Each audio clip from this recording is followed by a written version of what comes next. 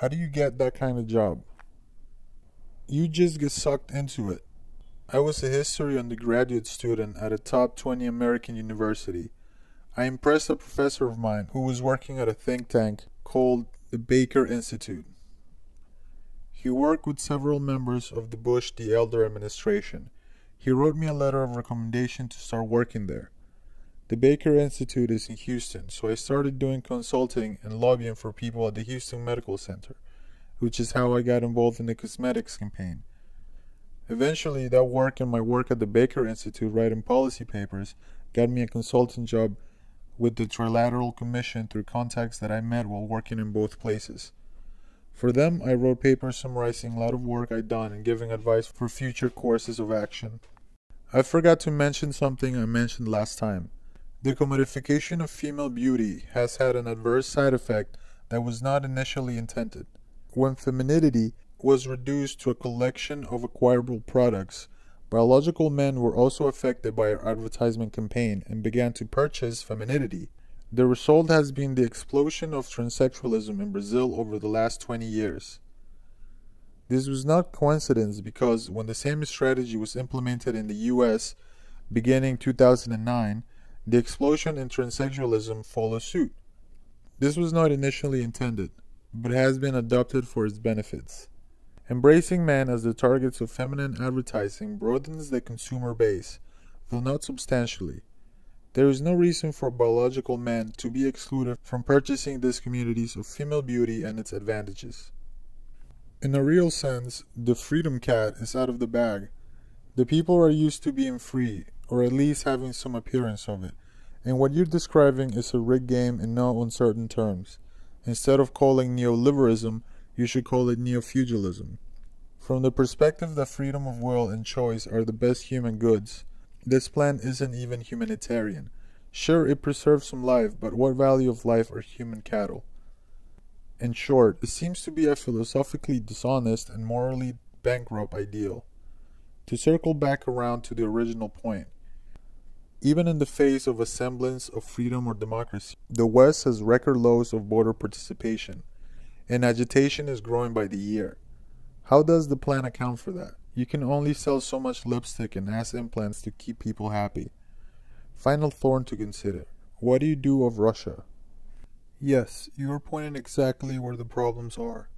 Neoliberal technocrats aren't gods.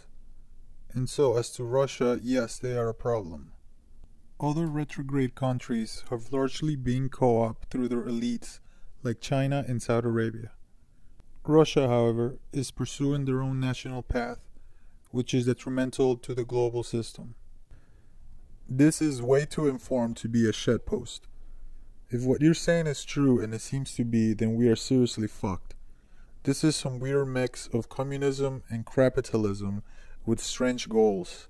Which is not to say that what you suggest isn't their plans. On that token, I completely agree with what you're saying. I'm just bewildered that they are this fucking short-sighted and stupid. They want mindless consumers, but the consumers have no way to exchange economic value for said goods, which will be produced by machines. They want to separate politics from their economic power, which they'll almost completely finish doing, but to what end? Ultimate power? Controlling all the wealth? They already have that. What more could they want? This is a hole with no bottom. As for the mongrelization of the world, again, completely on point, but where is the end? This reads like an updated version of the Protocols of Zion, and honestly reeks of the same old Jewish tricks. Create a slave goyim class of retarded consumers ruled over by bots. And even then, what's the end goal? Where do you go from there? The Jews arguably already own everything. I don't know, man. Everything you said is demonstrably and self-evidently true. I just can't figure out why. Please name the Jew already. I've been asked this before, and I don't really know. No one I work with does either, as far as I know, but no one really thinks about this stuff either, so it never comes up. Either the goals of the bureaucracy have taken on lives of their own, so that there isn't really an end goal, this is what I think, or no one I ever worked has been familiar with what we're supposedly working towards. We just have goals of limited scope and achieve those as they come. From your perspective, I'm probably part of the target manipulation myself, as I met my wife while I was working in Brazil. I don't really believe the racial stuff you guys spout, but I am literally a part of the goal of racial integration. I am not as cynical as you guys seem to think. I do believe what I'm working on is for a good cause in the end. Achieve a balance between sustainability and human life amid ecological and technological crises. These goals are not desirable, and I'm unaware of the scale of your project, but presumably it only targets the West, and thus is bound to fail. There will be no integration of this kind with 1. Islam, 2. Africa, 3. China, 4. India. And so, the integration you're speaking of is bounded to be much more local than it needs to be in order to effectuate the epochal shift you're speaking of. I also have some strong doubt about the ability of the corporatist apparatus to provide meaningful and authentic identities, which require, as far as I can see, both a genuineness and stability, both which are inimical to the profit motive and its assorted consumerism attitude. In other words, the essence of consumerism necessarily excludes the essence of an authentic, lived-in identity, insofar as an identity is presented in such a fashion that its primarily aim is to engender profit for a corporation. There will come a time when it will not be recognized as a valid identity at all. That these type of products may fool some deranged people on the margin, people who are then elevated in the mainstream for the purpose of educating the masses, does not surprise me at all, but it may not be as effective nor as sustainable as you make it out to be, as it seems to rely on social constructivist premises of more or less reshaping people's minds through cultural means of production, where what is being produced is actually a new self, a certain kind of consumer. I don't care if this is LARPing, it really activates my almonds. The thinking is likewise. 1. Climate change necessitates that human lifestyles, particularly those of the industrialized world, be transformed to limit carbon emissions. 2. Automation will lead to the endemic unemployment of the vast majority of humanity by the end of the century. The solution to both problems is what I have outlined in parts. Someone mentioned the destruction of middle class, and this is partially accurate. I prefer to put it in terms of equalizing the global population in two groups, population and managers.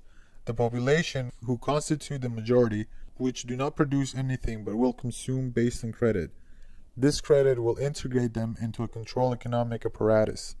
Debt will not be collected as money, which undermines the purpose of the system, but rather as lifestyle adjustments. In other words, once sufficiently indebted, middle-class population will be transitioned into equalized population life. This population then will be transitioned towards more carbon-sustainable living.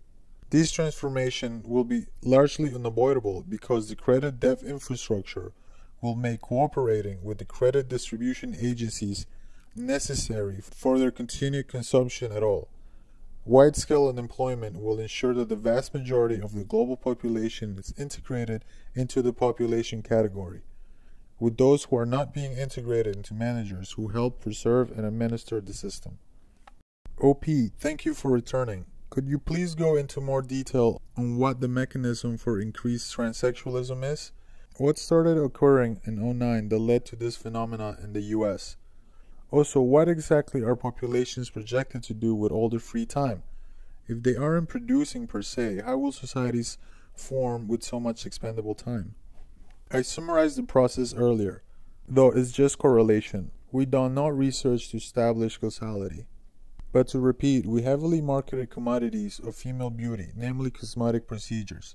Of course, the advertising campaign highlighted the benefits of these products and associated them with positive female social advantages. The purpose was to associate femininity with specific consumer goods, both to market the goods and to equalize beauty among Brazilian racial groups.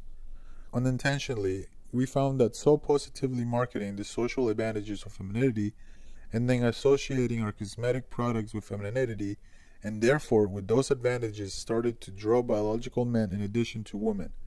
In short, men were also effectively targeted by our advertising campaign, and they began to purchase our female commodities in the form of cosmetic products and surgeries. When female beauty and its social advantages became a purchasable commodity, men in addition to women consumed these products.